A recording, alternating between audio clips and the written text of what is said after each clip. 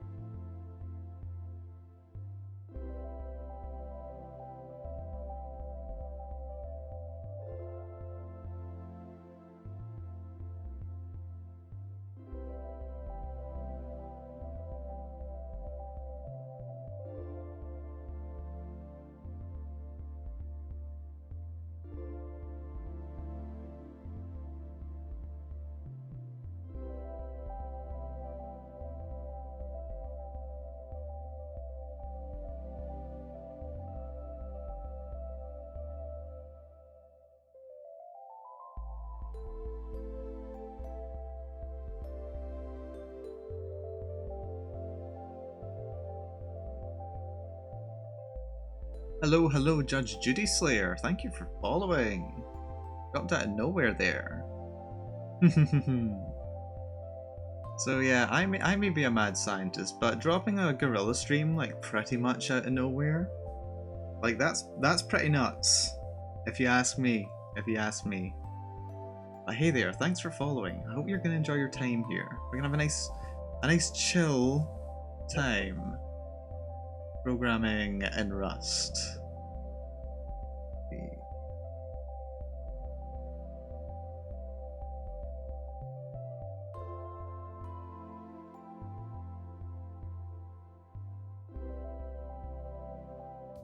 Hello, hello there. We're being productive today. We're being productive today. I am Malcolm Bell. And I've been learning some Rust recently, and I've been having a hell of a lot of fun while doing it.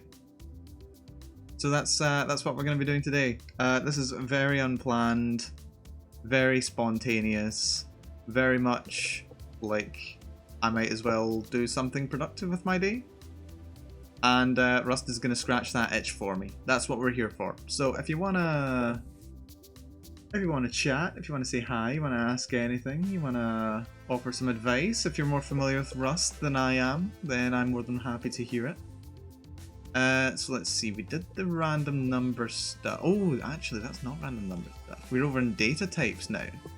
So, during my stream yesterday, we ended up having a look at different types of data, just reviewing exactly how the different characters work in Rust.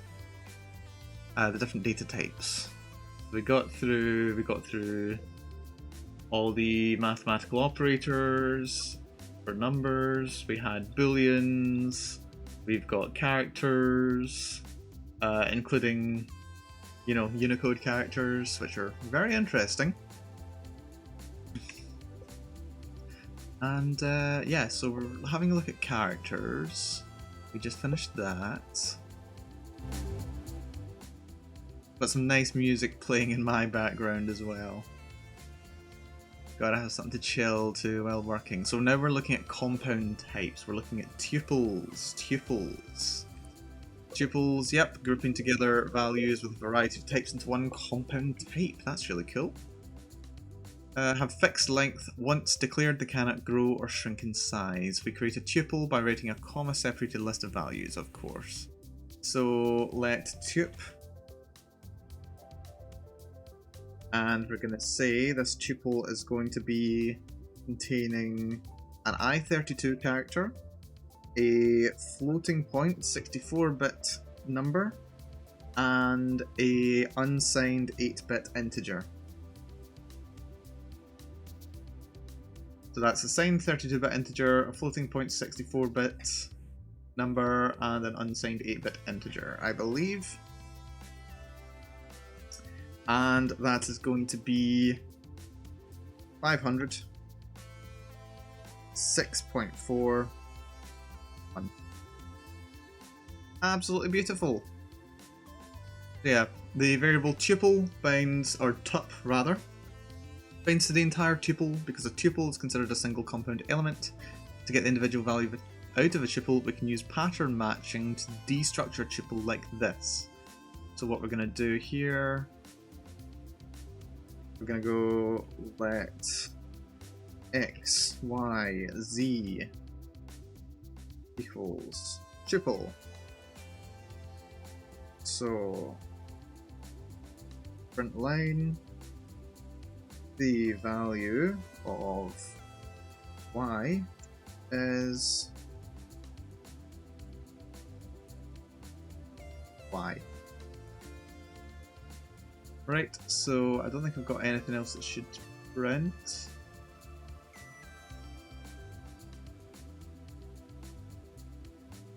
Yeah, this is all, I think that should all be fine.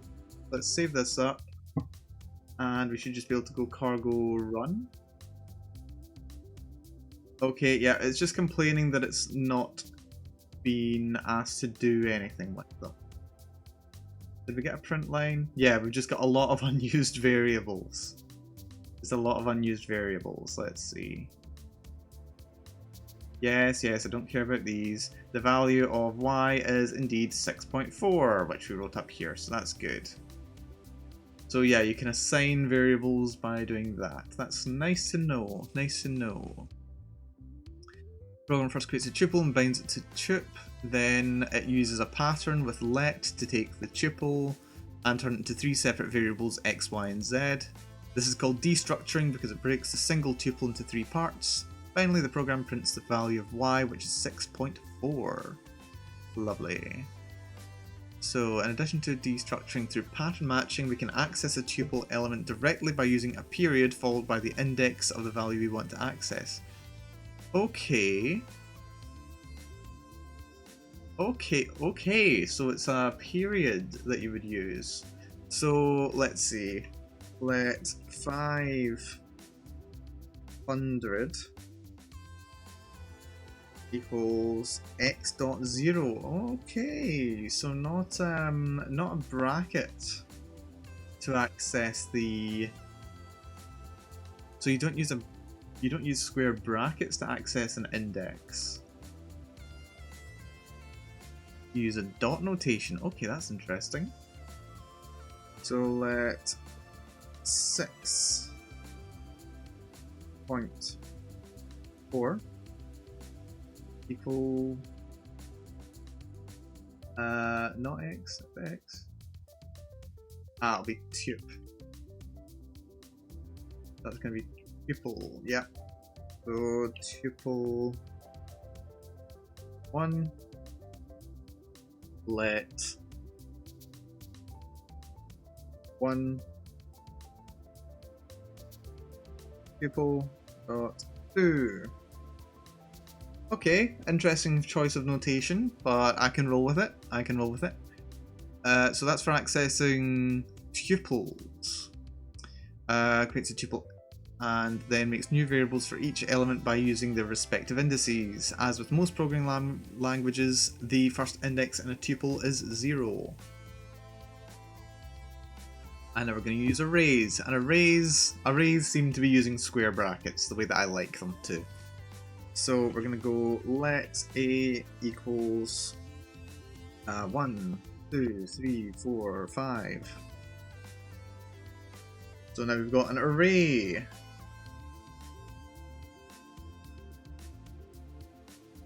Comment, declare tuples, and this is going to be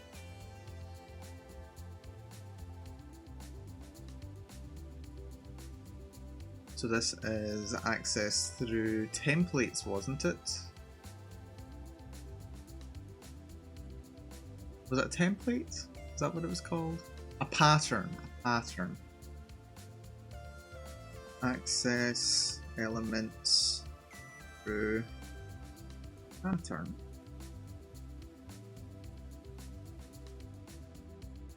There's a good reason why tuples don't use array indexing, but you have to understand a fair amount of Rust before you would understand the answer. That's fair. That's fair. I can roll with it. It's just another matter of getting used to. This is why I'm taking my time to work my way through this, so that I actually know the syntax. But yeah, thanks for the tip. I'll keep my eye out for it in future. I'll be interested to see the reasoning behind it. Let's see. So this is access elements through indexing. And this is going to be declare a list.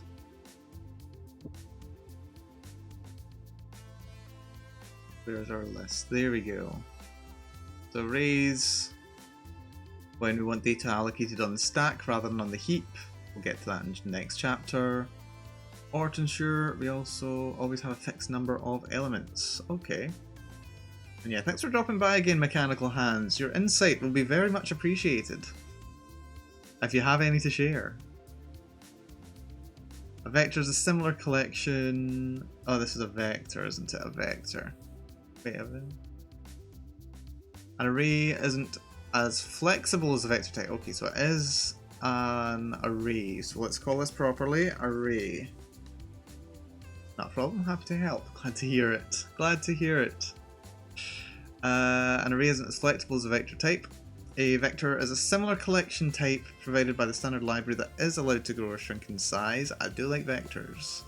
If you're unsure whether to use an array or vector, you should probably use a vector. And we get to that in chapter 8, that's fun. When we want to use an array rather than a vector, is in a program that needs to know the names of the months of the year. Unlikely that such a program will need to add or remove months. So you can use an array because you know it will always contain 12 elements.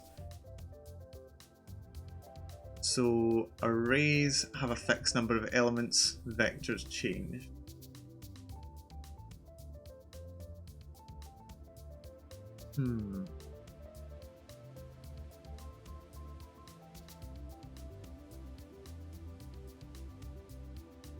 There's tuples can contain multiple data types. There's an array. Let's see, list with fixed number entries. So let's see, is there anything more to the months of the year array? Not really, but that's fine. We'll just copy that because I'm going to be lazy and not type it all out manually. You would write an array's type by using square brackets, and within the brackets include the type of each element, a semicolon, and then the number of elements in the array, like so. Okay, so we're going to let array A, and say that that's going to be an array of signed 32-bit integers, and it's going to be 5 entries long. And that's going to be 1, 2, 3, 4, 5. Gonna put in some spaces there, but yo. Just keep it readable.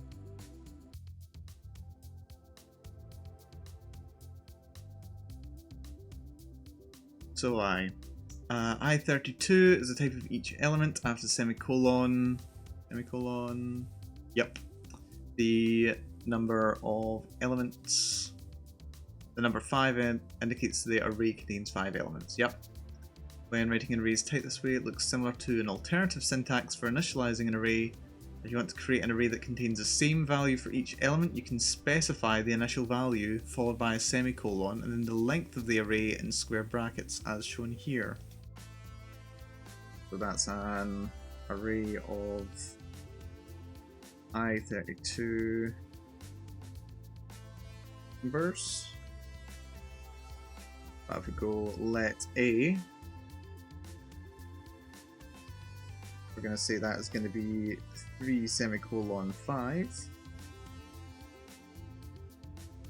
That's going to be equivalent to let a equals 5, 5, 5, 5. Oh wait, no, not 5. 3, 3, 3, 3, 3.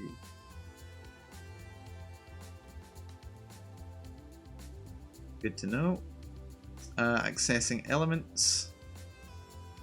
So we say let first equals a in square brackets 1, or a naught rather. Let second equals a1. So that's how we access array indices.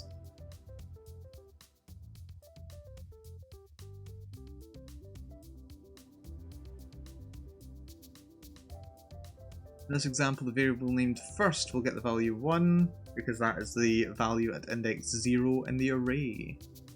The variable named second gets value 2 from index 1. Yep, that's right. Invalid array element access. If we try to access an element of an array that is past the end of the array, say you change the example code to the following. Which uses code similar to the guessing game in chapter 2 to get an array index from the user. Let's have a look. I don't think I need to write this out as an example. So it'll say build to read line, index entered was not a number, the value of the element at index is element. The code compiles successfully. If you run this code using cargo run and enter 0, 1, 2, 3 or 4, the program will print out the corresponding value at that index in the array. If you instead enter an element past the end of the array, such as 10, you will see an output such as this. Index out of bounds, the length is 5 but the index is 10. That's a runtime error at the point of using an invalid value. The program exited with an error message and didn't execute the final print line statement. So if the index is greater than or equal to the length, Rust will panic. It has to happen at runtime because the compiler can't possibly know what value a user will enter when they run the code.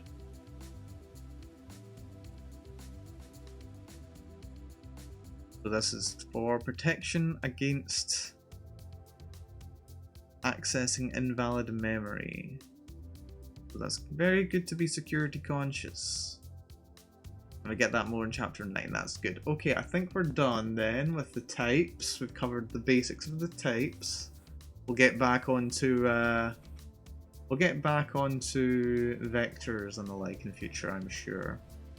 So functions. Okay, let's make ourselves a new folder, a new project for function. So we're gonna cd ... slash, and that's going to be cargo new functions.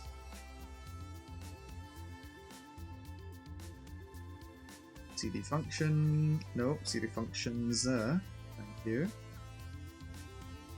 And we're going to add folder to workspace, we're going to look at functions. Yes, I trust them. I asked them to be made, thank you, game programming language. Functions are pervasive. Main function, the entry point of many functions. Seen the function keyword, which allows you to declare new function. Yep. Uses snake case as a conventional style for function and variable names. In snake case, all letters are lowercase and underscores separate words. Okay. In snake case, all letters are lowercase and underscore separate words. Here's a program that contains an example function definition. Lovely. Fn and parentheses after the function name, curly brackets still a compiler where the function body begins and ends. We can call any function defined by entering its name followed by a set of parentheses. Because another function is dependent on the program, it can be called inside the main function. Yep. Functions can be defined to have parameters. Yep, I would expect so. Okay, this will pay some attention to. Let's close this down. Yeah, we'll save the changes. I'm gonna open the new main folder. So there's gonna be a main.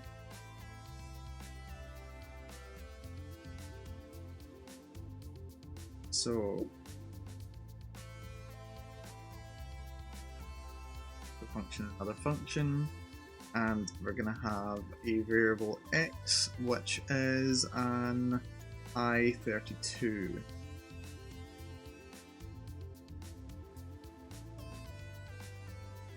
And the function of this is to do print line the value of x is and x. And within the main function, we are going to call this function, so another function, and the number that's going in will be 5. So if we save this up and cargo run, did not compile function.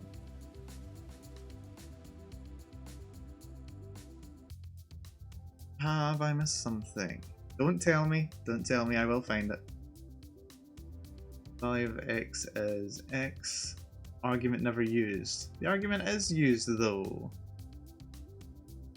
Oh, it's not used because I forgot the curly braces, didn't I? Yes, I did.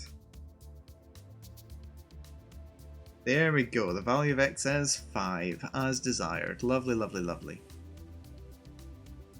So the declaration has a parameter x, the type is specified as I32, when 5 is passed, print line macro puts 5 where the pair of curly brackets were, and the format string. Lovely.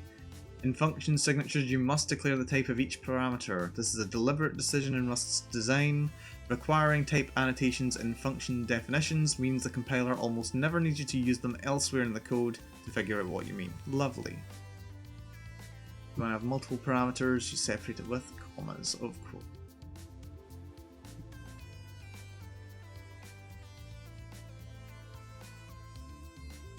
Yet another function. We're going to go for x, which is an I32, and y, which is an I32. Go print line, and I'm going to be very lazy here.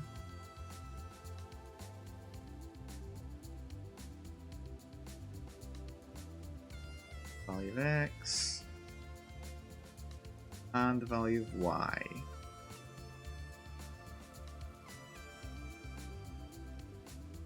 End lines, lovely.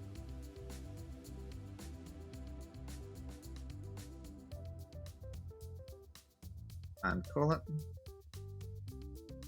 Yet another function. We're going to go for 6 and 7.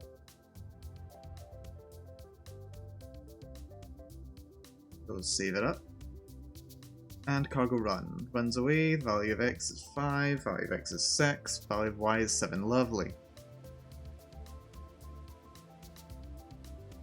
Function bodies contain statements and expressions.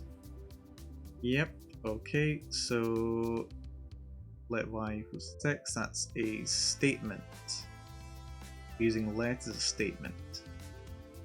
Function definitions are also statements. The entire preceding example is a statement in itself, that's cool.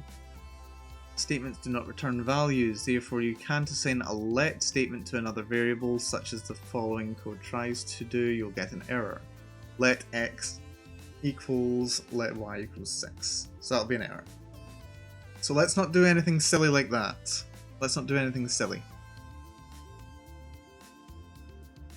So let's see. Let y equals 6 statement does not return a value, so there isn't anything for x to bind to. That's why not. This is different from what happens in other languages such as C and Ruby, where the assignment returns the value of the assignment. In those languages you can write x equals y equals 6 and have both x and y have the value 6, but that is not the case in Rust. Expressions evaluate to something and make up most of the rest of the code you'll write in Rust. Consider a simple math operation such as 5 plus 6. Expressions can be part of statements. In listing 3.1, the 6 in the statement x y equals 6 is an expression that evaluates to the value 6. Calling a function is an expression. Calling a macro is an expression. The block that we use to create new scopes, public brackets, is an expression, for example. Okay, let's work out here. So we're just gonna comment these out, I think. Let's write out this example. So let x equals 5 and let y open brackets, let x equals 3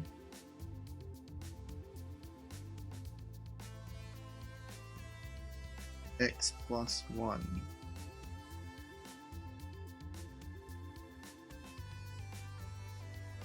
And this will end that line. Then print line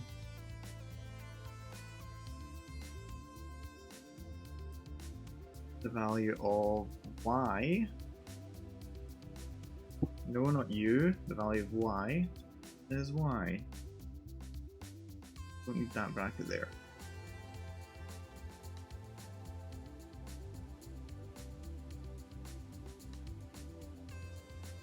Now let's run this. The value of y is 4. 3 plus 1 is 4. Okay, so the let x equals 3 and then x plus 1 is a block that in this case evaluates to 4. The value that gets bound to y is part of the let statement. Note the x plus 1 line without a semicolon at the end, which is unlike most of the lines you've seen so far. Expressions do not include ending semicolons. If you add a semicolon to the end of an expression, you turn it into a statement, which will then not return a value.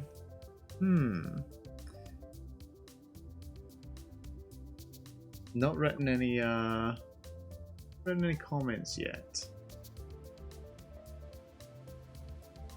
So declare parameter types in function definition.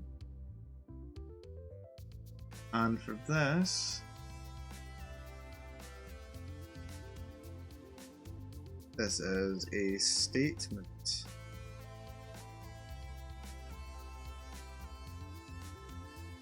And this is an expression.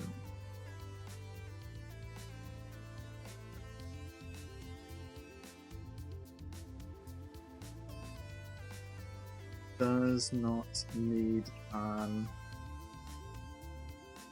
semicolon end of the second line, as this would make it an expression and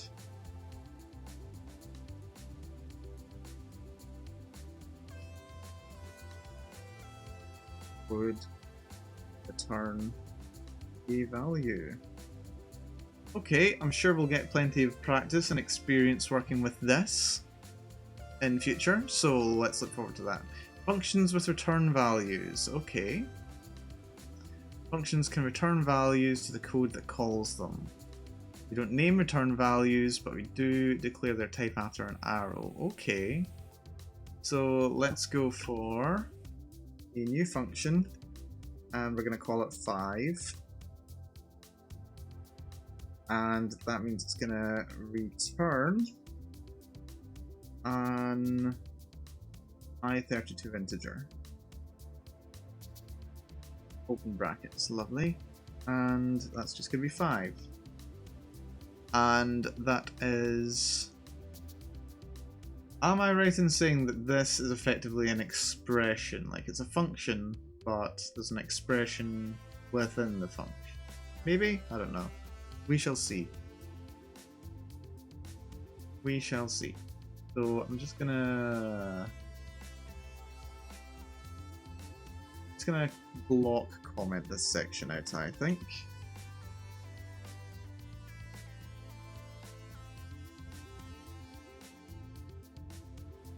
And then we're gonna call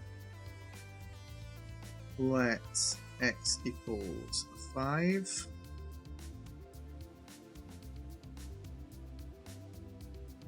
Print line. Oh, I keep forgetting I've got it saved here. Value of x is whatever. Lovely.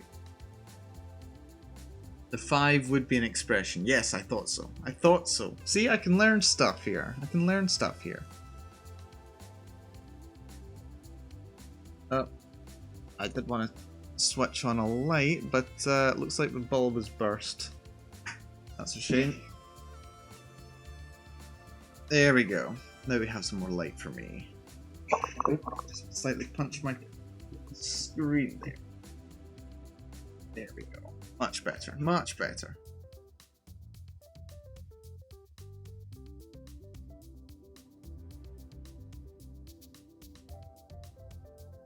So yeah, the value of y. Let's save, and we've got to run once again. The value of x is 5, indeed. 5 and 5. So there are no function calls, macros, or let statements in the 5 function, just the number 5 by itself. That's a perfectly valid function in Rust. Note that the function's return type is specified to as I32. Let's examine this in more detail. There are 2 important bits. First, the line let x equals 5 shows we're using the return value of a function to initialize a variable. Because the function 5 returns a 5, that line is the same as the following, which is just let x equals 5. Second, the 5 function has no parameters and defines the type of the return value, but the body of the function is a lonely 5 with no semicolon because it's an expression whose value we want to return. Aha!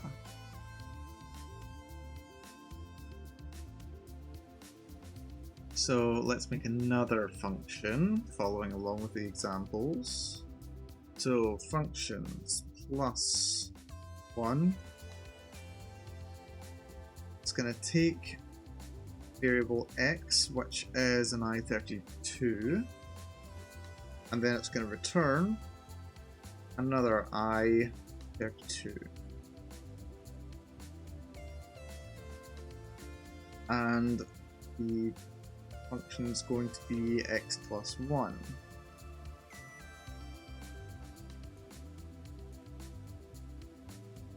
And now we just comment this out. Let x be equal to plus 1, and we're going to put in 5. Save that up.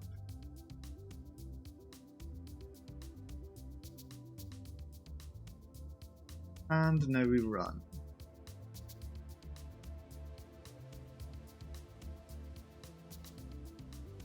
And yep, the value of x is 6. So we put in 5 plus 1 is indeed 6. Well, that's quite nice. But if we place a semicolon at the end of the line containing x plus 1, changing it from an expression to a statement, we'll get an error. Araxis is raiding! Thank you for the raid, Araxis! I do appreciate it. Headpat raid. Everyone is here for the headpats today. Thank you for the raid. I do appreciate it. Hello everyone. We're having an interesting chill day today. I'm just doing some programming. I got into a bit of a roll with it yesterday, so I've decided to come back to it today. Didn't expect to be streaming today, but you know, I just felt like it. That's what we're here for. Adaver, hello. And yes, it is going well. We're learning a lot. We've just got to the end of chapter... Is this the end of chapter 3, or are we just working through chapter 3? But it's going well. Pathos with noodles, hello, hello. Good to see you. Good to see you all. Yeah, hopefully this could be interesting for us. So yes, let's see, where were we? Doing tutorial here. No, I'm running through a tutorial. I'm running through the specifics of how functions work in Rust. And yeah, we've just covered the basics of it. The difference between expressions and statements, how to pass variables into a function, and then how to return a value from a function. So these kind of statements: return a value from a function,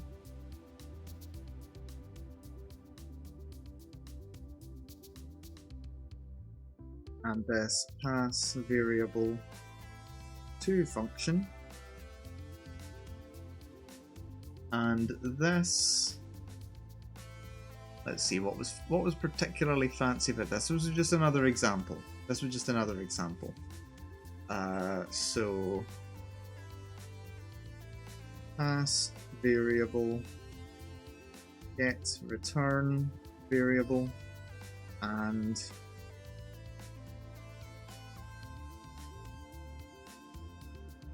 from expression. That's what I'm going to say here. That's how I'm understanding this. Yeah, we're not doing anything specific here yet. But I'm really enjoying working with Rust. Once I have my feet under me, I'm spending a couple days getting my feet under me with this programming language, and then what I'm going to do is going to have a look at what kinds of packages are available for it, and we're going to see if we can work on a little project with it. But it's going to be Rust for me this week. Rust this week. We're going to learn Rust, maybe see if we can come up with a little project. Then I think next week I'm going to double back over to C++, and then the week after that I'm probably going to come back to Rust. We've got some fun programming plans over the next week or so, next couple of weeks. So yeah, not anything particularly specific right now.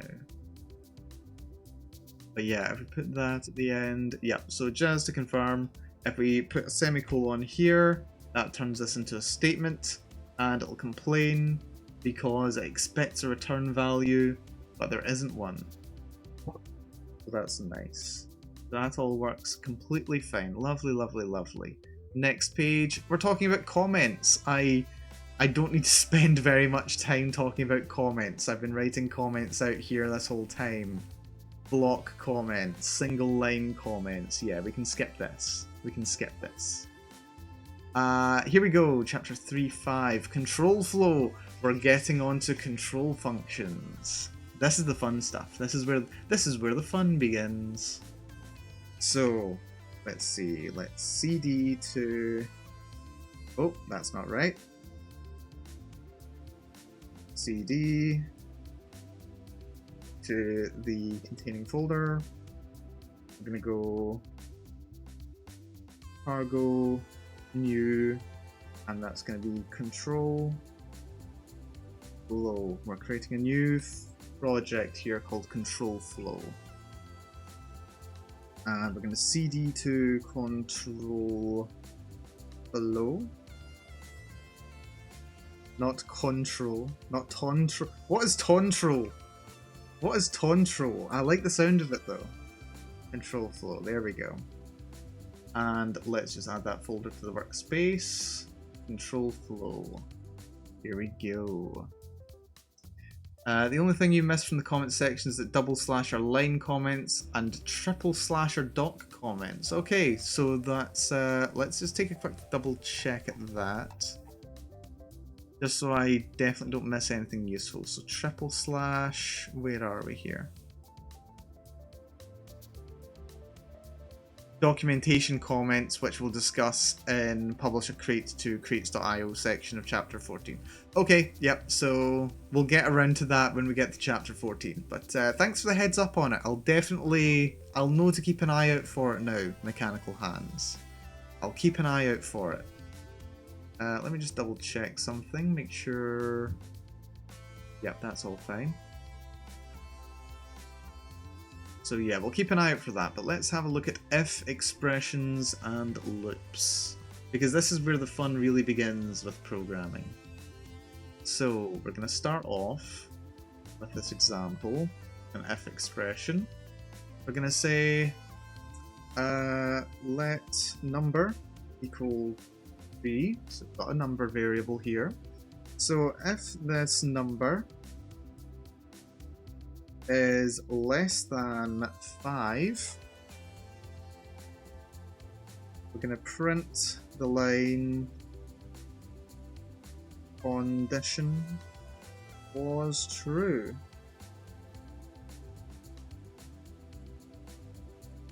And otherwise, oh, that shouldn't be there. Else, what we're going to say, print line,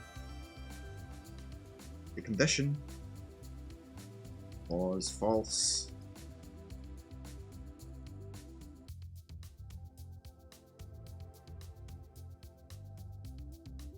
So there we are. We start off with if, there's a number, we use the condition, then we put in curly brackets what we wanted to do, if it is in fact that case, and otherwise we do this.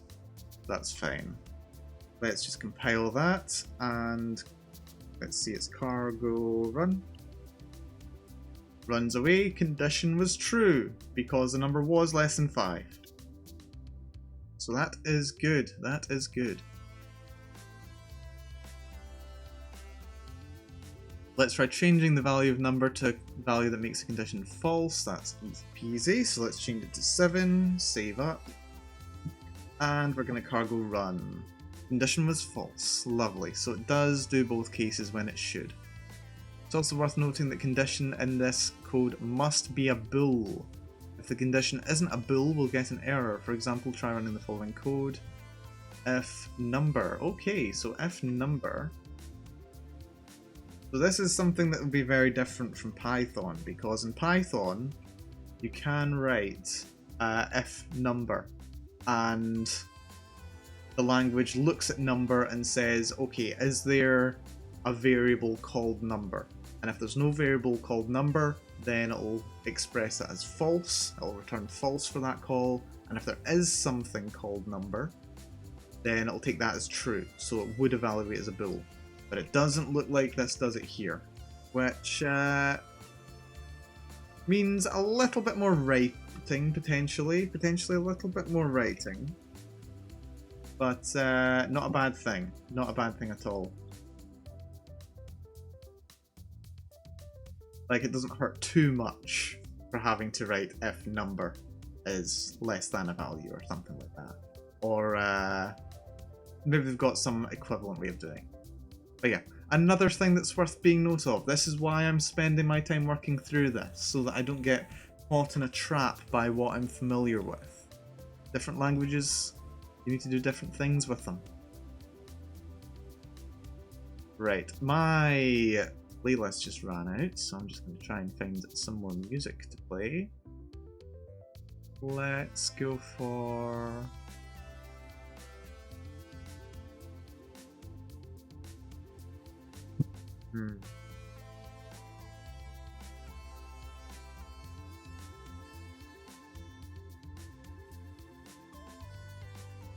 There we go, let's go for this.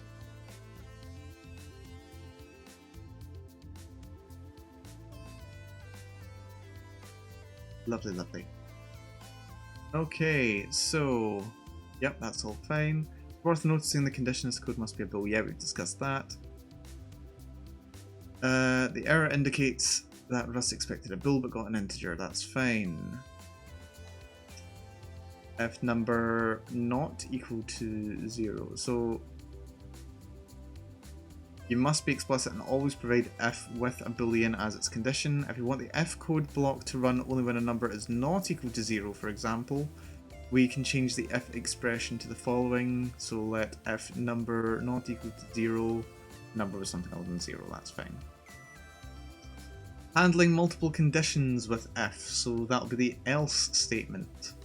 So let's go if number equals 6, if number, sort of the modulus of the number divided by 4 is equal to 0. So if this is a number divisible by 4, print line, number is divisible by 4.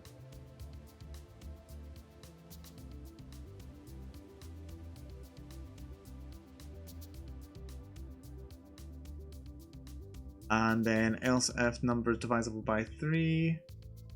So is it just else if number 3 equals 0? We're going to say number is divisible by 3. Number is divisible by 3. And we'll probably do the same with 2.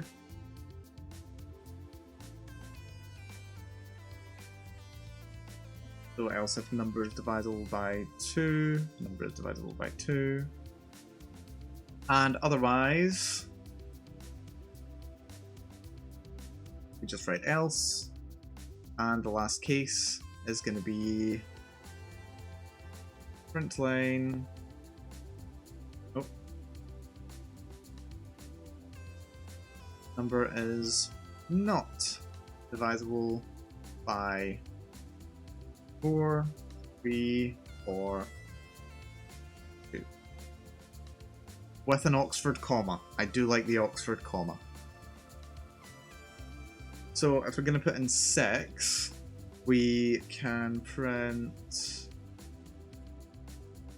run this, and it says, yep, it's divisible by 3. But it just so happens it's also divisible by 2. So can't take more than one path. Even though 6 is divisible by true, we don't see the output number divisible by 2. That's fine. Because Rust only executes the block for the first true condition, and once it finds one, it doesn't check the rest. And using too many else-if expressions can clutter the code, and I think it also slows the code down quite considerably as well. So if you have more than one, you might want to refactor your code. Chapter 6 describes a powerful Rust branching construct called match for these cases. Well, it just so happens the very earliest examples used match. And I did comment when I was working on them yesterday, hey, why are we not using else-if statements? Probably a good shout. May want to use match. So yeah, gonna keep that in my back pocket. When this program executes, it checks, I've done that already, using if and a let statement, okay? So what we're gonna do, we're gonna say let condition be true, and we're gonna let number, oh, webcam slightly bugged out for a second there, but we're okay. If the condition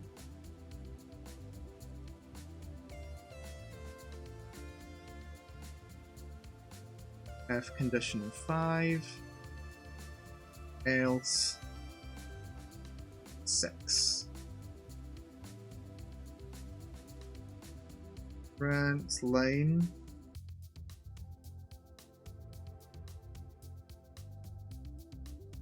the value of number is curly brackets number.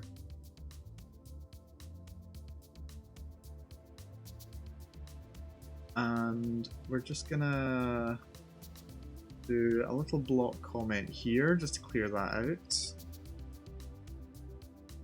Lovely, lovely. Save up and cargo run. The value of number is 5. So condition, so this is kind of more like how Python operates. So you predefine the condition, and then you can do this whole if-else thing as well. Okay, I'll do a bit of playing around with it, but it feels very familiar. It feels friendly and familiar, so I'm glad to see it. If condition 5, else 6. Okay, so because condition is true, it assigns the value 5, otherwise it would assign 6. So if I set this to false, save up, and cargo run, value number is 6. So it's gone from being value 5 down here to value 6. Interesting stuff. Interesting stuff. Number variable will be bound to a value based on the outcome of the if expression. Okay. Let's see. Remember that blocks of code evaluate to the last expression in them, and numbers by themselves are also expressions. In this case, if the value of the whole if expression depends on which block of code executes. This means the values that have the potential to be results from each arm of the if must be the same type. So if we have this being 5, which is an integer, and then we're to change this to be string, so if we say that's going to be 6, see now there's going to be an underline, and it'll say if and else have incompatible types. So the return of number would be different. So they need to be the same type. Okay. One of us. What, are we all joining are we all programming in Rust now? Is that what's going on? Hey, it's not too bad. I like Rust. I really like Rust. I'm very happy to be programming in it. I'm looking forward to being able to work with it in bigger projects. Maybe that is it. But yes, hello V-Specky. Hello V-Specky. Thank you for dropping by. We are back programming some Rust today. This isn't a scheduled stream. I do scheduled streams, but you know, I've got some time this afternoon. I don't need to do much. I may as well do some programming. So here I am. Here I am learning some Rust. So let's see. Yeah, so we don't do that. Yep. Okay, so repetition with loops. Let's get into some more loops. We've seen the basic loop, the regular loop. So let's just, can we extend block comment? No, we can't. We need to delete that, but that's okay. So this is going to be description of if-else statements.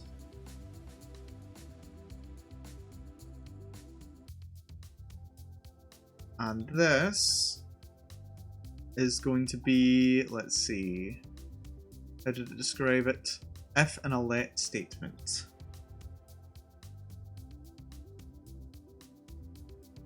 There we go. And now we are doing loops. Don't I like loops? Okay, so this is going to be a fun one. We're going to say loop, no, low pop, loop, and front line. Again. And this is going to be painful. This is going to be painful. Let's not type that actually. Cargo run. Want to get used to typing. Yep, so we're just printing again over and over and over and over and over and over and over and over again. This can't possibly go wrong. Let's cancel that. Let's cancel that. There we go. So yeah, that's how you loop. That's how you do a loop.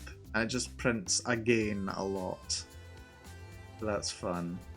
And yeah, Control-C cancels out of it. So let's see. Returning values from loops. Let's get rid of this because it's kind of awful. So let mute counter equals 0. So that's one mutable variable called counter set to 0. We are going to let result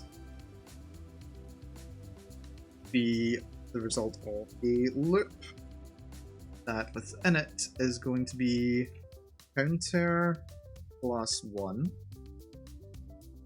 plus equals 1. So every loop that we go through, the counter is incremented by 1.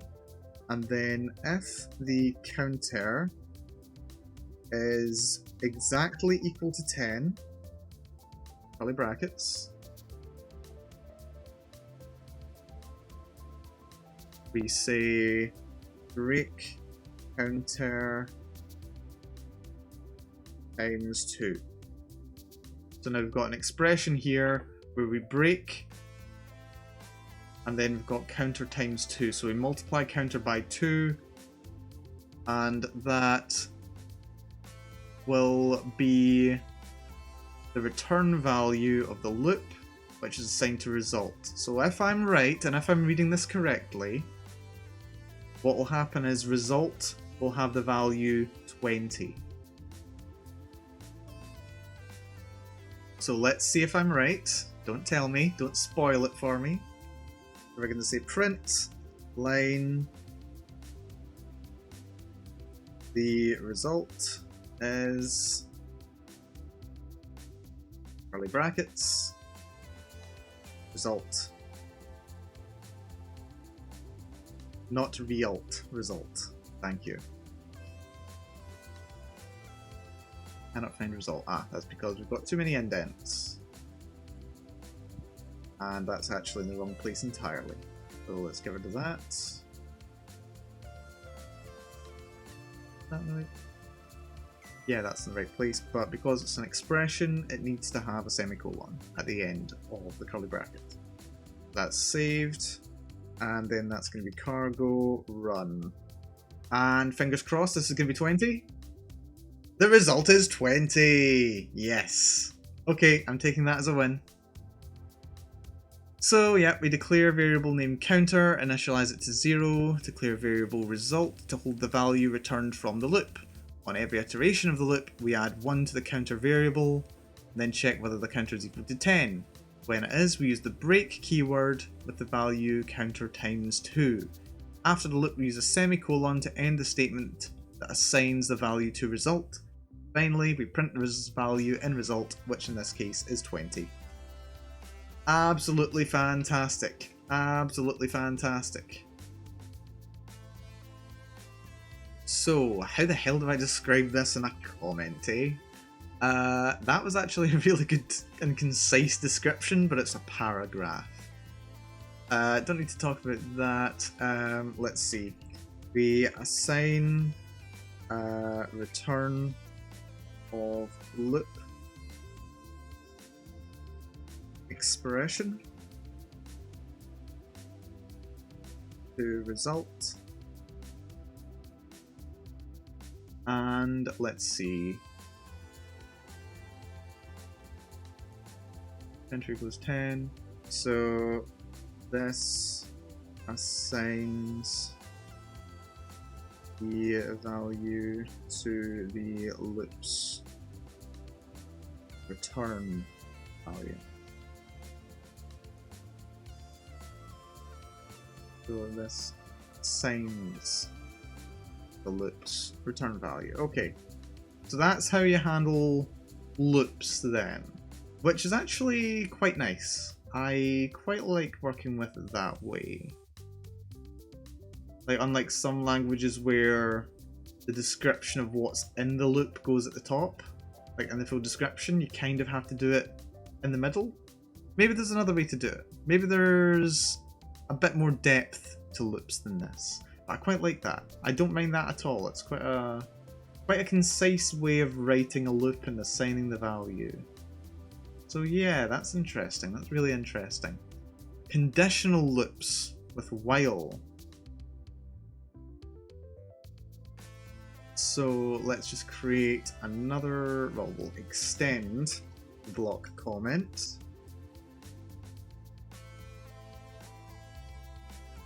There we go. And what we're going to do, we're going to write out a conditional loop. While the condition is true, the loop runs. When the condition ceases to be true, the program calls break, which stops the loop. It could be implemented using a combination of loop, if, else, and break. You could try that now in a program if you like. No. But there's already a while loop. So let's be lazy and we'll use a while loop, shall we? So let mutable variable number be 3. And while this number is not equal to 0,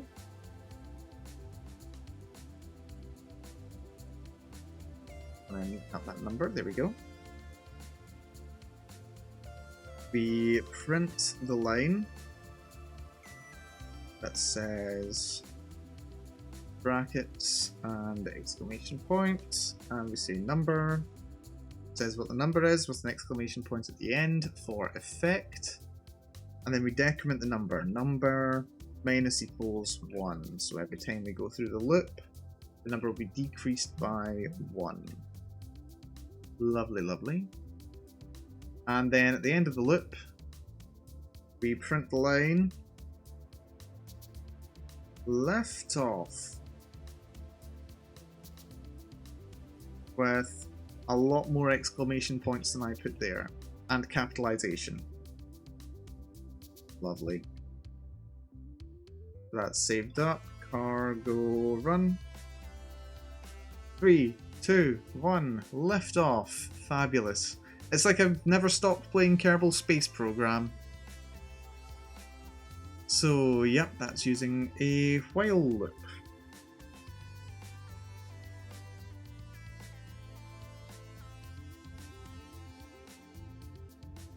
While a condition holds true. Lovely, lovely, lovely. Let's extend the block comment out once again.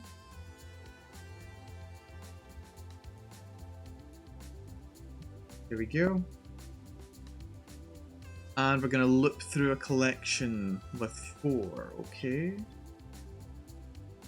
Looping through a collection with 4. Oh, I like this kind of loop. This kind of loop is useful. Well, all kinds of loops are useful. So we're going to let array A be 10, 20, 30, 40, 50, semicolon at the end. We're going to let the mutable index be 0, while this index is less than 5. That's a semicolon. Less than. Why do I keep doing a comma instead of... Okay, that's going to be annoying. Look at this. When I use greater than or less than, yeah, it decides to pair it up because it thinks it's brackets. That's slightly frustrating, but that's fine. I can work around it. Let's see. Print line. The value is brackets, and it's going to be a index. So that's looking up whatever the index is in array A, and then returns it. That's in the print line, and then every loop we say index gets incremented.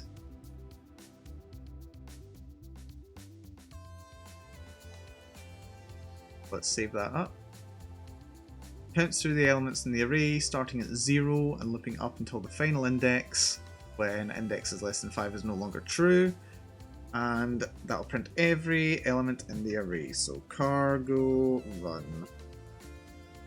And we mismatched something somewhere, didn't we? Did we? Oh, I think I might need that. No. What's missing? Ah, we're just missing a semicolon at the end of that because this isn't an expression. This is the quote-unquote expression part. We don't need to worry about that. This already does the output. This is not an expression, it's a statement. So it needs a semicolon. That's what's going on here. So cargo run. And it's still complaining. What's going on? What actually is going on? This matches up with the main function. You're part of the main function. What's going on? Needs more explosions. Yeah, to be Kerbal Space Program, we definitely need more explosions. Right, why is it doing this? Does this need a semicolon as well? Expected open bracket? Oh, there's an open bracket. Ah, because index isn't less than 5. I forgot to put the number in. Right, that was the problem. Right, cargo, run. Value is 10, 20, 30, 40, 50. That's what we want to see. That's exactly what we've asked it to do. That's exactly what it's doing. Lovely, lovely, lovely. So all 5 array values appear in the terminal as expected. Even though index reaches value 5, the loop stops executing before trying to fetch a 6th value from the array. But this is error prone. We could cause the program to panic if the index length is incorrect. It's also slow because the compiler adds runtime code to perform the conditional check on every element on every iteration through the loop. As a more concise alternative, you can use a for loop and execute some code for each item in a collection.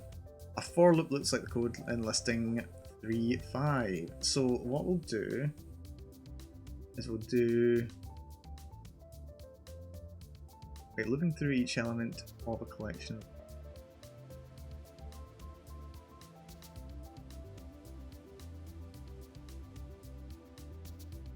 Okay, this is...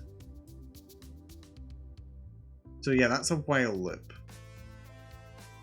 This is looping through each element with a while loop. Let's get that right.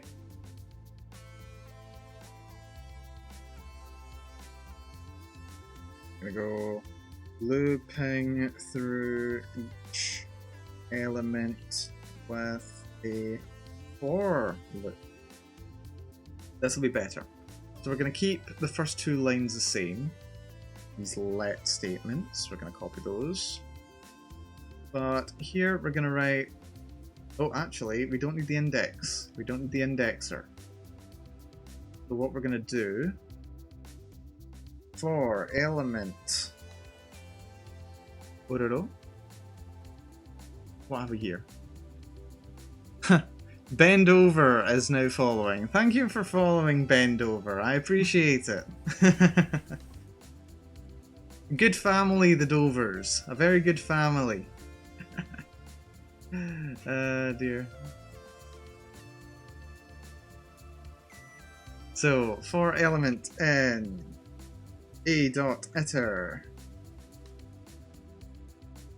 So what that does is we've got this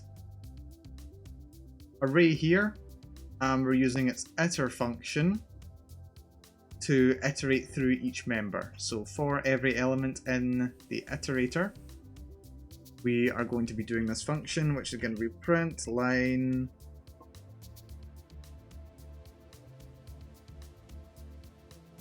the value is brackets, and that's going to be A, then in brackets, and that's going to be element. Is it not? It complains about A element. Type integer cannot be indexed by... Ah, right, so we don't need to use that because it's a reference, so we just use element itself. We don't need to include an index, we're just using the element itself. That's quite nice, that's quite nice. Ever been to the cliffs of Dover? I certainly haven't, sadly. I haven't been quite as far south in England. I've been further south across the world than Dover. But no, the furthest south I've been in England, I think it was it Heathrow Airport? It was one of the airports kind of to the south of London. Kind of halfway between London and the south coast. And I was only there for a few hours. I've not been to the cliffs. Maybe Ben has. Ben, have you been to the cliffs of Dover? How the hell did I not click the follow button yet for a future fellow Rustacean? I appreciate it. V Specky, thank you so much. I do appreciate it. I'm You know, I've been enjoying doing these programming streams recently, so it may not be the last of the Rust that we'll be seeing here. So I do appreciate the support. I really do. Thank you very much. So, and I like the name. I like the name for the programmers, the Rustations. I really approve of it. I've just got my mental image of the crab rave going on. Crab rave? Yeah. That's just going on in my head when I think about it. Okay, so using the for loop. Yeah, much more concise, much neater, much less error prone. Very nice. So the safety and conciseness of for loops make the most commonly used loop construct in Rust. Even in situations in which you want to run some code a certain number of times, as in the countdown example that used a while loop in listing 3.3, most Rustations would use a for loop. The way to do that would be to use a range, which is a type provided by the standard library that generates all numbers in sequence starting from one number and ending before another number. So let's rewrite this using range.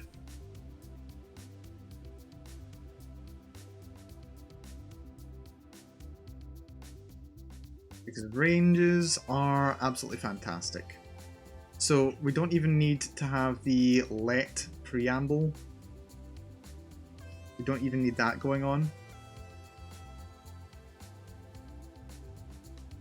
All we need to do is write for number in 1.4, so that's in the range of 1 to 4 non-inclusive.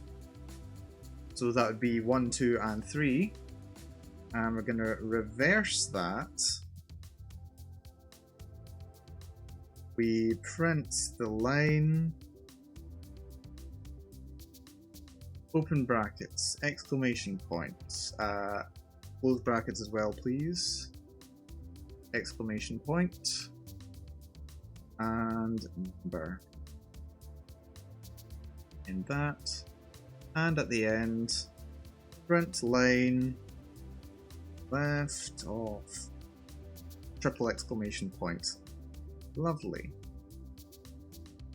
And so we're going to write cargo run, the console, build 3, 2, 1, left off. Absolutely fantastic. Absolutely fantastic. Yeah, I do like Rust. I do like Rust. So yeah, you can give some examples. We could convert between Fahrenheit and Celsius, generate the nth Fibonacci number, print the lyrics to the Christmas Carol, the 12 Days of Christmas. Oh dear. When you're ready to move on, we'll talk about a concept in Rust that doesn't commonly exist in programming languages. Ownership, yeah. I think we'll maybe move on to the next chapter. We'll maybe do some examples at some point, little mini projects. But we'll move on to ownership. Rust's most unique feature. Okay, let's pay some attention here. It enables Rust to make memory safety guarantees without needing a garbage collector. Well, that's got to be very helpful. Important to understand how ownership works in Rust.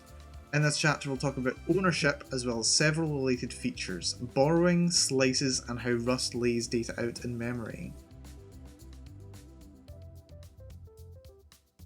I get the feeling, learning Rust, compared to other languages that I've looked at, I get the real feeling that Rust is a lot more concerned with helping its user understand how the language is actually built.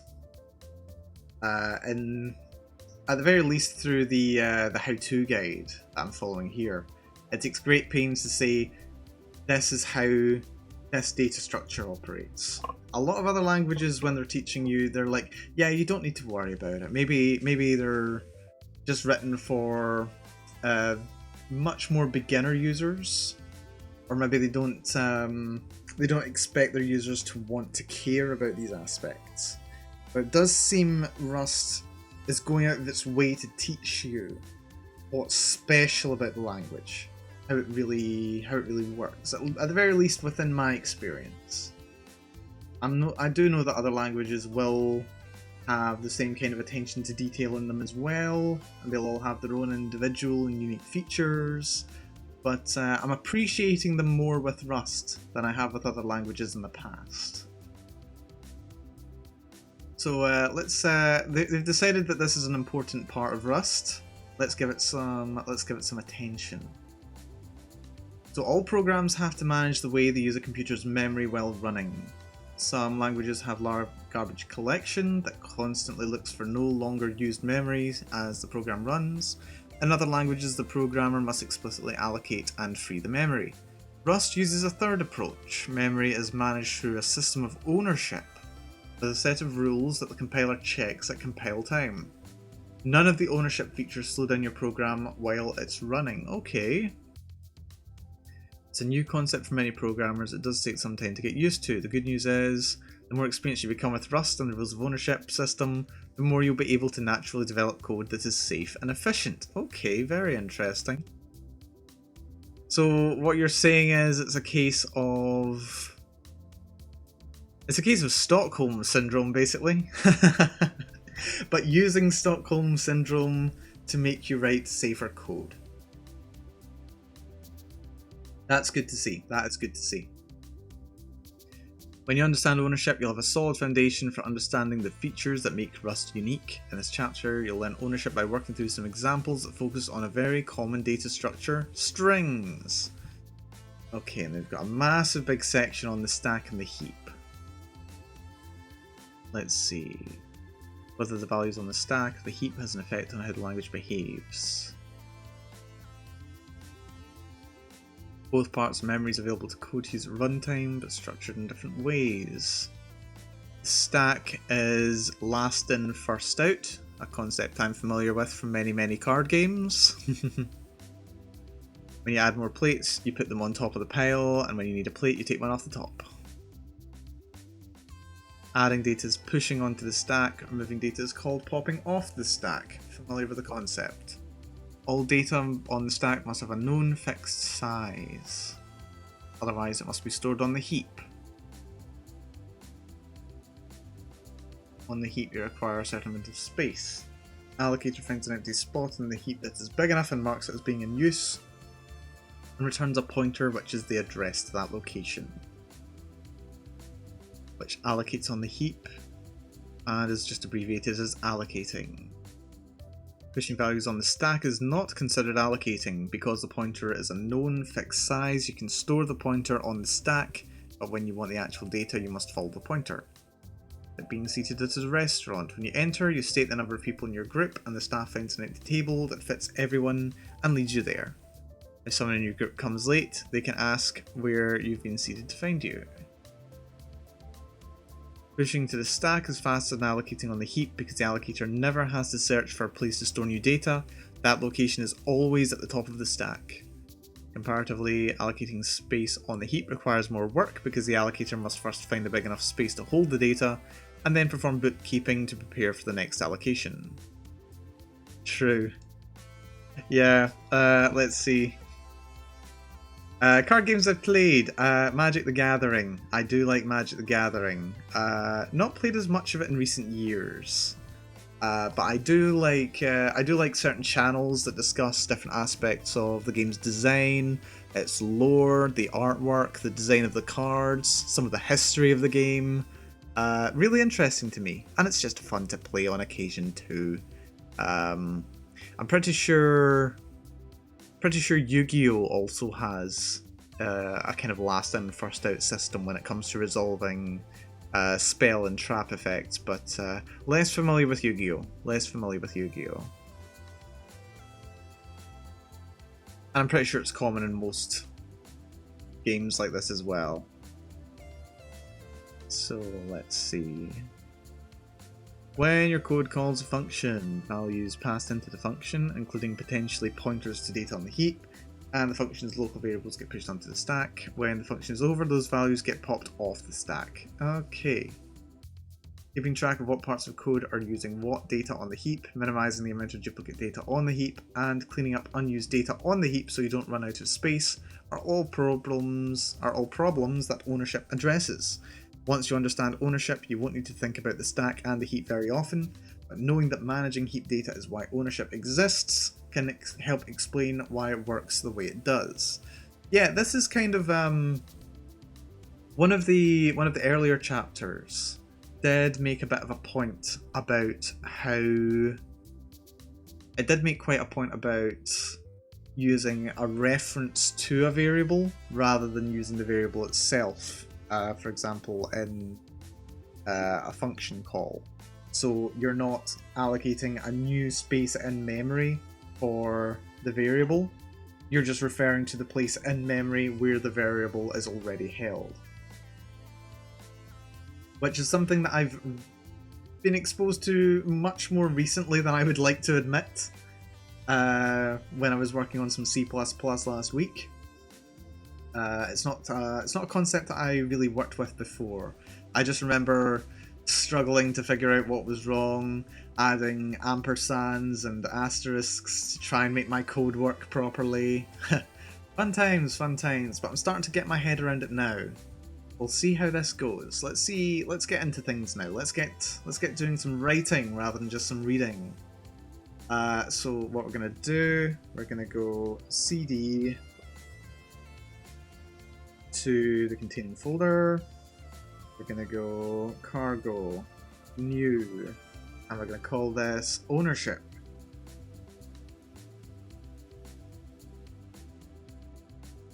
And we're gonna write cd ownership.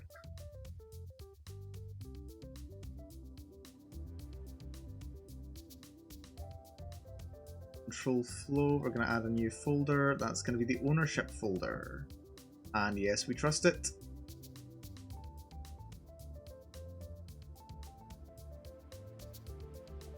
And we will save that, yes, thank you. Let's get into this. So, each value in Rust has a variable called its owner. Let's actually write these in comments. Each variable in Rust has a variable. Wait, each variable? Each value in Rust. Value in Rust has a variable called its owner. This is important. There can only be one owner at a time. When the owner goes out of scope, the value will be dropped. Okay, fairly interesting concept and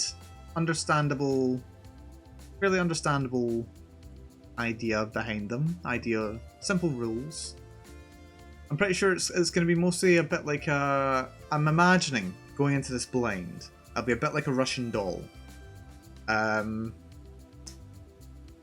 of in reverse. It's like if you were to create a new environment, you look at the doll inside the original one. Maybe, I don't know. The stack probably counts a bit better.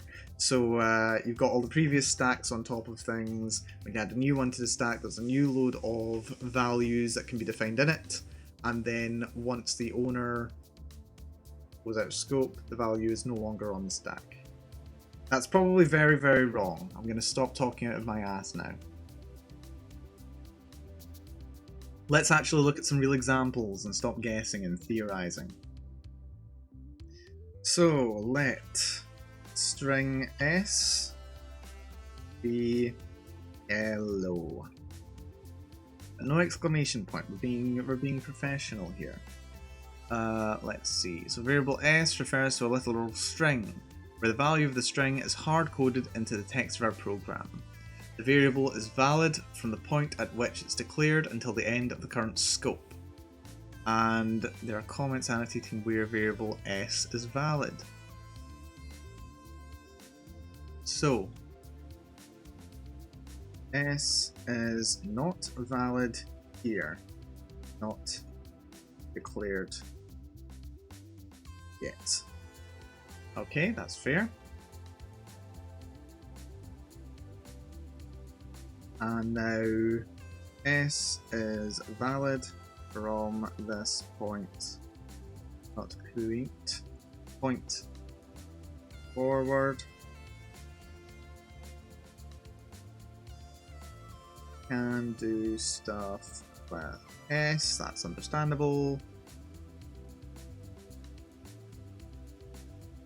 And scope now over. Oh, webcam is dropping again. Not again. Not again. This happened yesterday.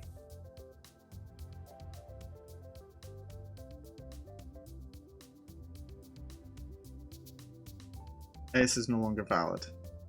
Okay, this is good. I have no idea what's wrong. I think it's my computer. Something up with the drivers for my webcam.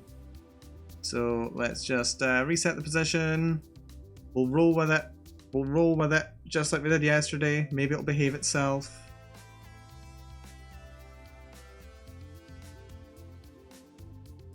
Maybe. This is fine. So yeah. This is pretty much what I'm used to. Like, this isn't really saying anything that is, it's not saying anything that's really unsurprising to me. So now if you were to, you know, write a new function in here, or if you were to call a function, then it would have its own scope, and then once it ends, it no longer, like, all the variables that's in that no longer matter. So that's understandable. I can follow this. Two important points in time here. When S comes into scope, it is valid. It remains valid until it goes out of scope, which is after this point. So it's similar to that in other programming languages. Yep. Now we'll build on top of this by introducing the string type. Okay, this is where we're getting interesting, apparently. So, we need a data type that is more complex than ones we discovered in data types section of chapter 3 to illustrate the rules of ownership. All types covered previously are stored on the stack and popped off the stack when their scope is over. But we want to look at data that is stored on the heap and explore how Rust knows when to clean up that data. We'll use string as the example here and concentrate on the parts of string that relate to ownership. These aspects also apply to other complex data types, whether they are provided by the standard library or created by you. We'll discuss string in more depth in chapter 8. I'll look forward to it. So we've already seen string literals, where the string value is hard-coded into our program. String literals are convenient, but they aren't suitable for every situation in which we may want to use text. One reason is that they're immutable. Another is that not every string value can be known when we write our code. For example, what if we want to take user input and store it? For these situations, Rust has a second string type, also confusingly known as string. This type is allocated on the heap and as such is able to store an amount of text that is unknown to us at compile time. We can create a string from a string literal using the from function like so. Okay, so let's give this a shot. Let's go let s equals string from hello.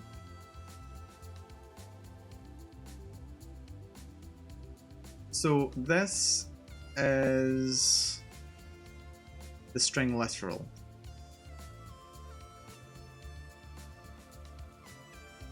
This is a string literal.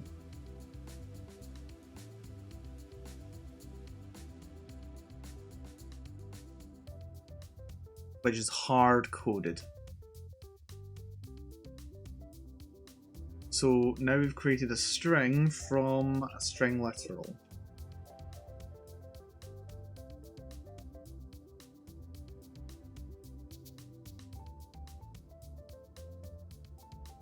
So now we've created a string.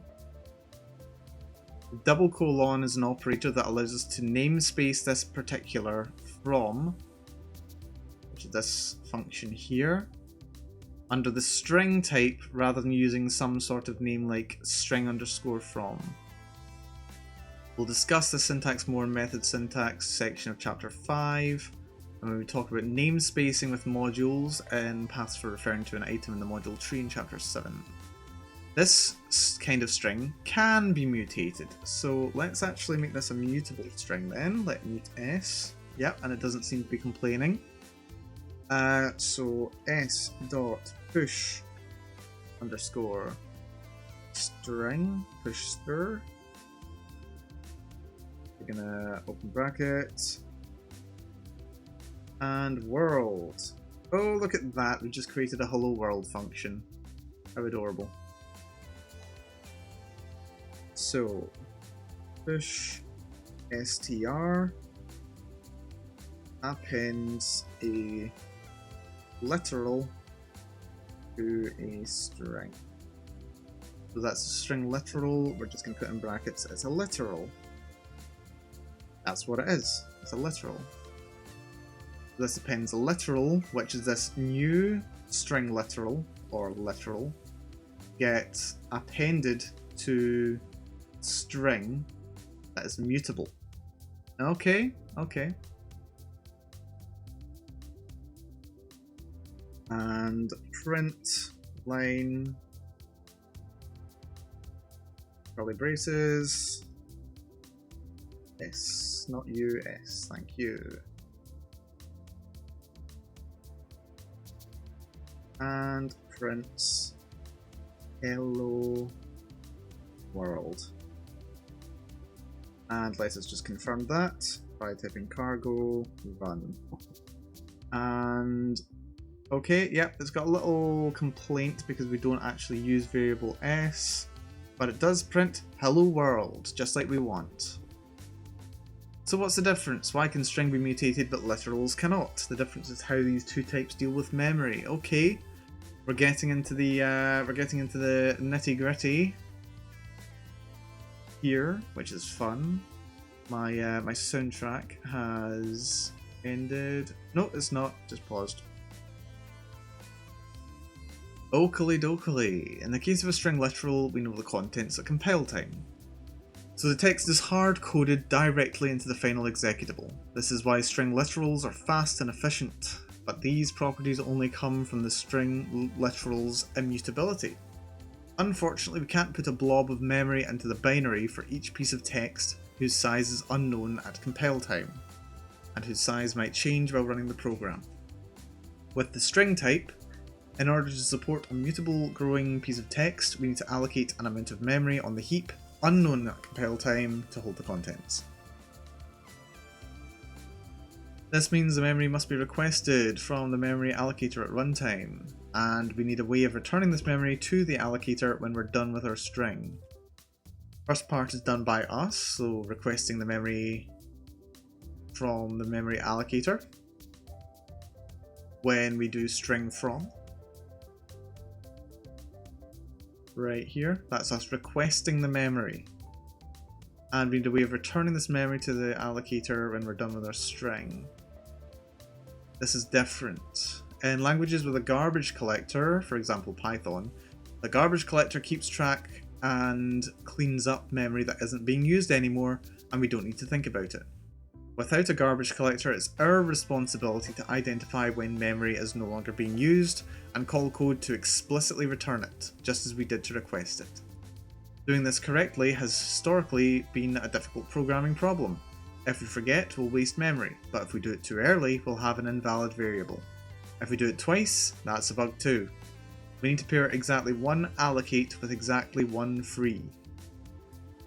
But Rust takes a different path. The memory is automatically returned once the variable that owns it goes out of scope. Here's a version of our scope example from listing 4.1 using a string instead of a string literal. Okay, so it's let s equals string from hello. S is valid from this point forward. Yep. That's using the string instead of a literal. So yeah, basically what I just did here. There is a natural point at which we can return the memory our string needs to the allocator when S goes out of scope. When a variable goes out of scope, Rust calls a special function for us. This function is called drop, and it's where the author of string can put the code to return the memory. Rust calls drop automatically at the closing curly bracket. In C++, this pattern of deallocating resources at the end of an item's lifetime is sometimes called resource acquisition as initialization, RAII. The drop function in Rust will be familiar to you if you've used RAII patterns. Well, I haven't used RAII patterns, but deallocating resources at the end of an item's lifetime? That kind of seems natural to me. Like, this seems like how this kind of thing should have been done from the beginning.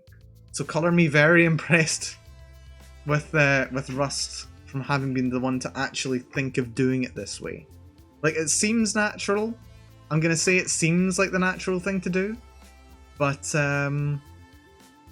you know, the fact that it's been such a problem for such a long time, and Rust, you know, pops up and comes up with this solution, like, yeah, props to Rust for actually coming up with what feels like the most elegant way of doing it.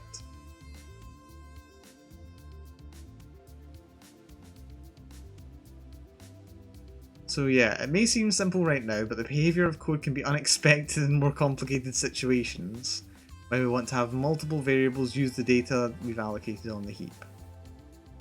Let's explore some of those situations now. Okay, so it does seem simple to me. I've already showed how much of a noob I am at this language by waxing lyrical about how simple and obvious it should seem.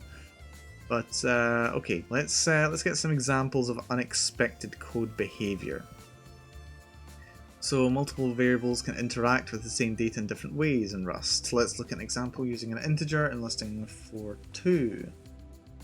So let's do a block comment here. Actually, let's block comment the entire main function. It'll serve as an example in posterity. So we're going to go function main and say let x be equal to 5 and let y be equal to x. So that assigns integer value of variable x to y. You can probably guess what this is doing. Bind the value of 5 to x, then make a copy of the value in x and bind it to y. We now have two variables, x and y, and both equal 5. This is indeed what's happening because integers are simple values with a known fixed size, and these two 5 values are pushed onto the stack. So let's look at the string version. So let s1 be equal to string, and from hello, and let s2 be equal to string. Oh, not string, this is going to be s1, so s2 is just s1. But something different happens here. It does not work the same way. You would think that the second line makes a copy of the value in S1 and binds it to S2, but that's not what happens.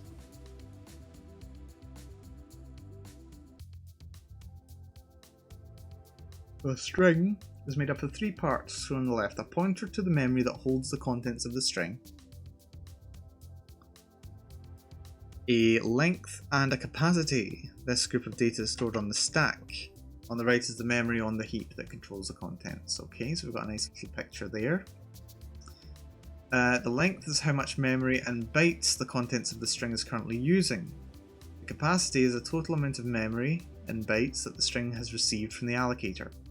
The difference between length and capacity matters, but not in this context, so for now it's fine to ignore the capacity, okay. So that'll be like the maximum capacity, the maximum number of bits that have been set aside for use by the string. Okay, probably. We'll see. When we assign S1 to S2, the string data is copied, meaning that we copy the pointer, the length, and the capacity that are on the stack. We do not copy the data on the heap that the pointer refers to. In other words, the data representation in memory looks like figure 4.2, which is two things that are the same. So it's the same details, but the pointer points to the same memory reference. The representation does not look like figure 4.3, which is what memory would look like if Rust instead copied the heap data as well. If Rust did this, the operation S2 equals S1 could be very expensive in terms of runtime performance if the data on the heap were large. So this is really efficient because both strings point to the same data in memory.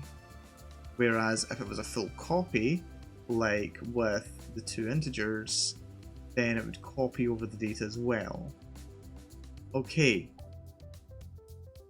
So that's fine, that makes sense. There's a bit of a discrepancy between small simple things and larger complicated things.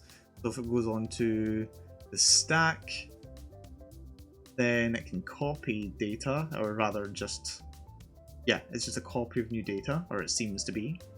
But if it's on the heap, it just refers to the same source of data. That's my current understanding of it. Okay, so let's see, copies, data in one variable and assigns to another. Whereas this creates a duplicate reference to the same data in heap. Okay.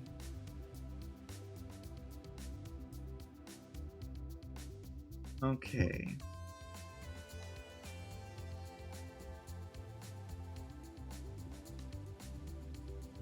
Earlier we said that when a variable goes out of scope, Rust automatically calls the drop function and cleans up the heap memory for that variable.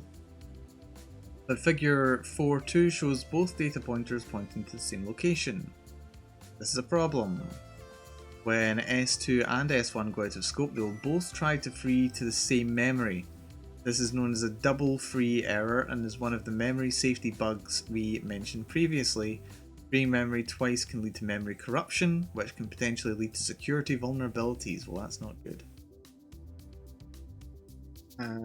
Causes issues when owner goes out of scope. C. Both try to free up same data. Double free error. So we don't do this, only villains do this. To ensure memory safety, there's one more detail to what happens in the situation in Rust. Instead of trying to copy the allocated memory, Rust considers S1 to no longer be valid, and therefore Rust doesn't need to free anything when S1 goes out of scope. Check out what happens when you try to use S1 after S2 is created. It won't work. Okay. To avoid this, Rust considers S1 no longer valid. So it's not a matter of only villains do this, it's that this is literally impossible. Because like, yeah, okay. So if we say print line, whatever, world, exclamation point and save, and we do it from S1, It then has a little error here. Borrowed of moved value S1. Move occurs because S1 has type standard string, which does not implement the copy trait. So yeah, S1's not able to copy, so it wouldn't work.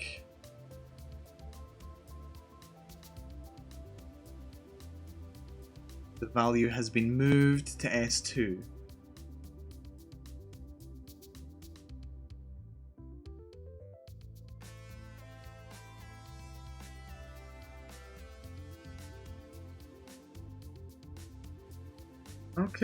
Okay, so this is a good way to avoid that problem.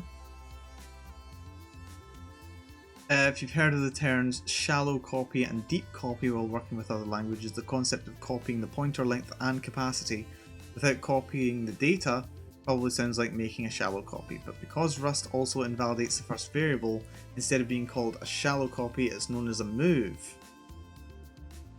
So it's moved to S2, okay.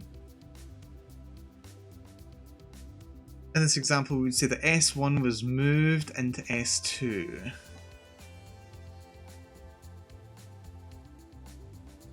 Moves S1 into S2. Lovely.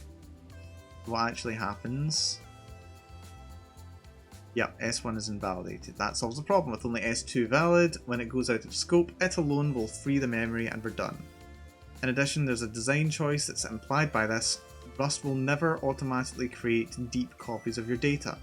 Therefore, any automatic copying can be assumed to be inexpensive in terms of runtime performance. So that's good. But if we do want to deeply copy,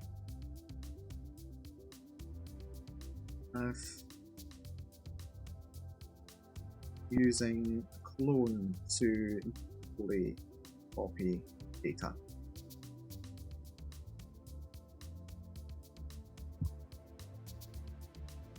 So that would work, yes. We can use a common method called clone.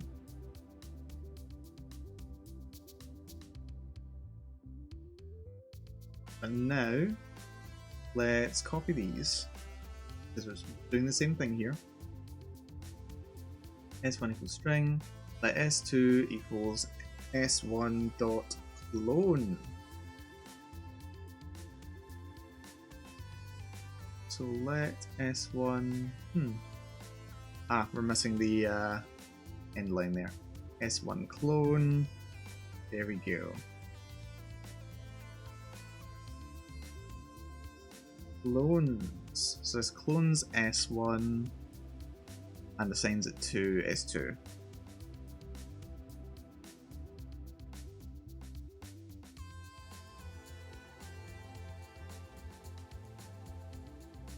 We'll discuss method syntax in chapter 5, but yeah, it's basically dot member function brackets, so that's fine.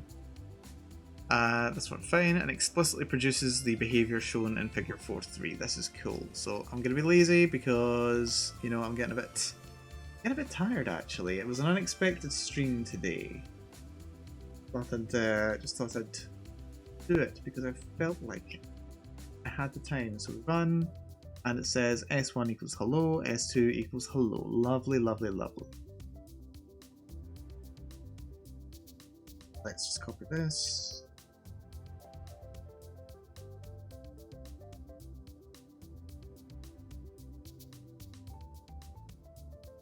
And of course, this section here, copy.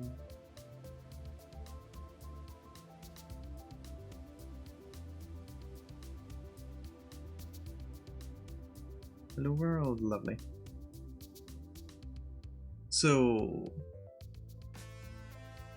heap data does get copied. When you see a call to clone, you know that some arbitrary code is being executed, and that code may be expensive. It's a visual indicator that something different is going on. So you have to be very explicit when you're cloning. Stack only data copy. There's another wrinkle we haven't talked about yet. This code using integers, part of which was shown in listing 4.2, works and is valid, but seems to contradict what we just learned. We don't have a call to clone, but X is still valid and wasn't moved into Y.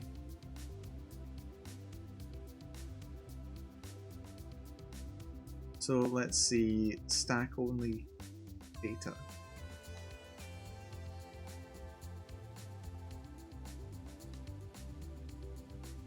Copy.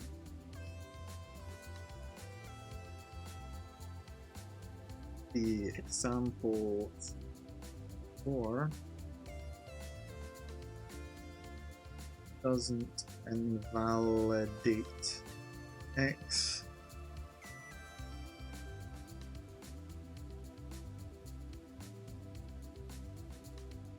We'll bring this back. Copy.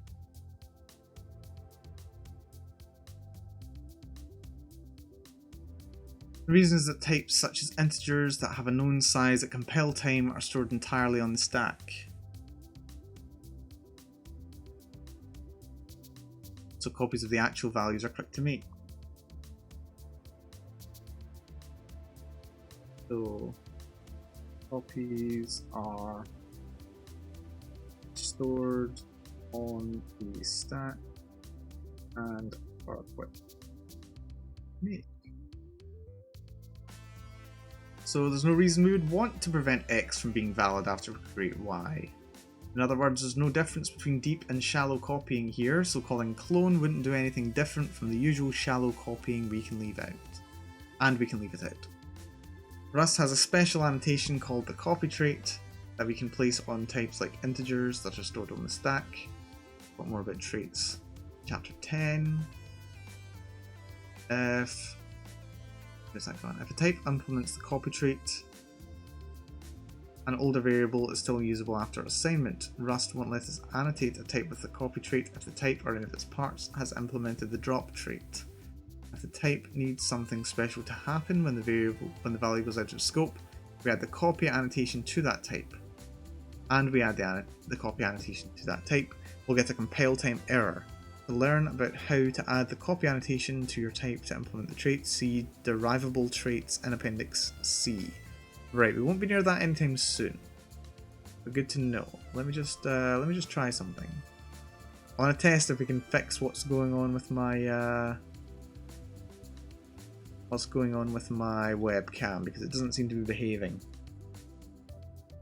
Let's end task. Now let's start it again.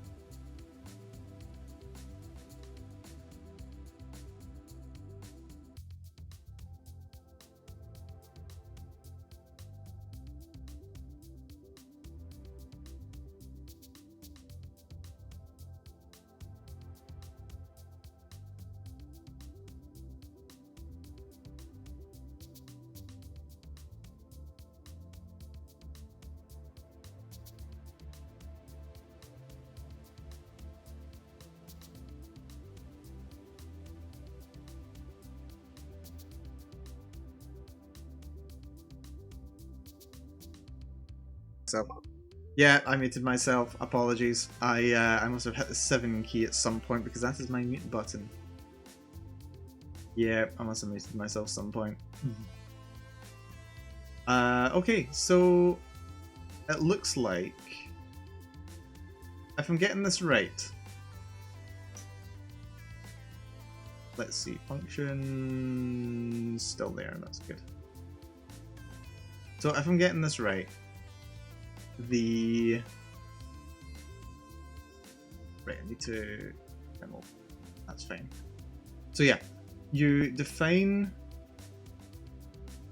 the variable, but when you pass a variable to a function, if it is on the heap,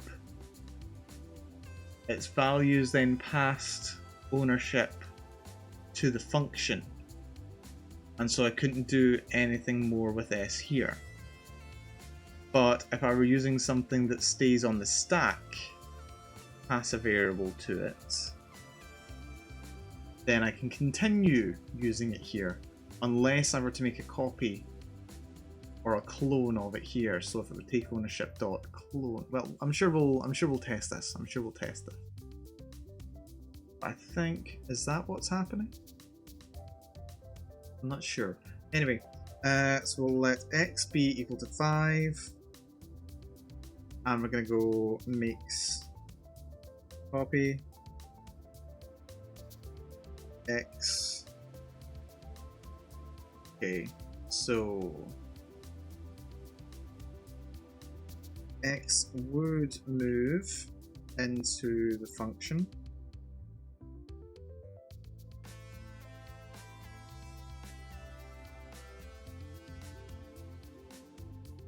But I32 is a copy, so it's okay to still use x afterwards. Yeah, so using the string moves it entirely over there, moves it entirely over to the function. But I can still use x over here. Okay, okay. That's about 95% right. I'll take 95%. I'll take 95%. So if we tried to use S after the call to take ownership, Rust would throw a compile time error. These static checks protect us from mistakes. Add encode to main that uses S and X to see where you can use them. Strictly speaking, it depends on whether the type implements copy. Yes. There can be types that exist entirely on the stack but aren't copy. Okay. Yeah, it mentioned the list of the types that implement copy here. Yeah. Okay.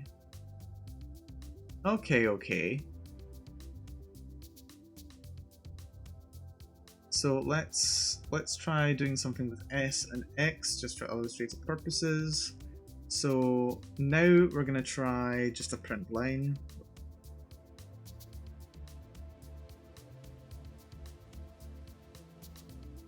Of S, and now it should want to complain. Does it? What's going on here?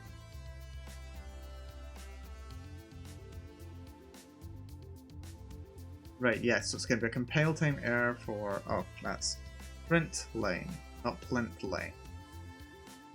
And this is going to be the same print line, oh, exclamation point.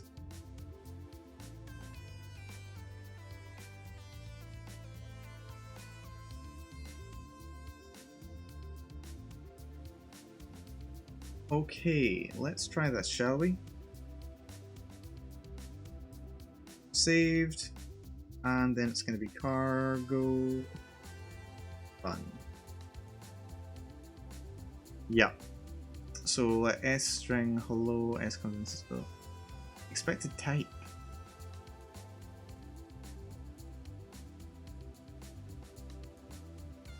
Ah, but the error's in 59, which is here.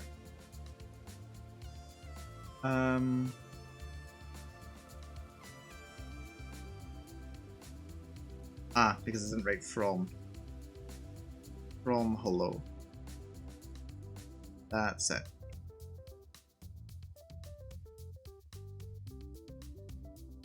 Yeah, okay, here we go. So line 59, move occurs because S has type string, which does not implement copy trait.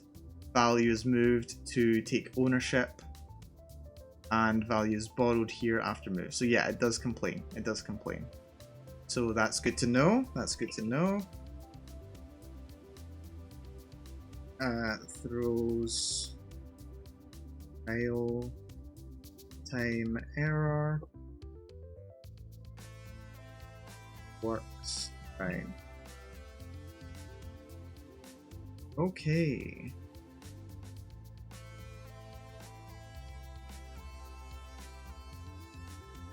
Absolutely lovely. Absolutely lovely. Okay. Okay. I think this is gonna do it for me today. Didn't exactly plan on streaming today, but I'm glad I did. It's been fun. So yeah, thank you for your insight, Mechanical Hands. I do appreciate it. Like being able to hear from someone a bit more experienced than I am. Thank you, Araxis, for the raid. Thank you, Bendover v Specky,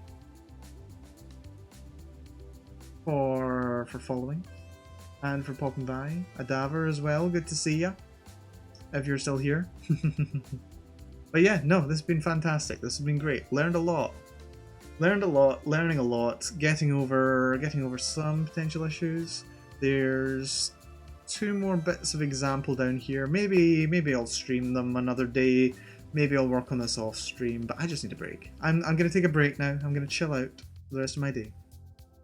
So yes, with that all having been said, I have been Malcolm Bell. I'm gonna be going back to streaming some games tomorrow, very likely. Probably, let's see, what was my schedule again? Was it Fallout 3? I think it was Fallout 3. Pretty sure it was Fallout 3. My schedule's up on my Twitter anyway. I think there's a link in my channel description, so you can check that out if you're curious. Otherwise, yeah, I'm gonna come back to doing some more Rust in a couple of days. We'll see how we get on. First few chapters can be a bit of a slog to get through. Thank you for saying I'm doing well. I'm feeling quite happy with it. I'm looking forward to continuing to learn this, because I can see it being quite useful. It looks pretty good. I like the attention to security. I like that it's making you very conscious of being a good programmer. It's teaching you some good programming practices that a lot of languages might not bother when you're just learning. So I appreciate that.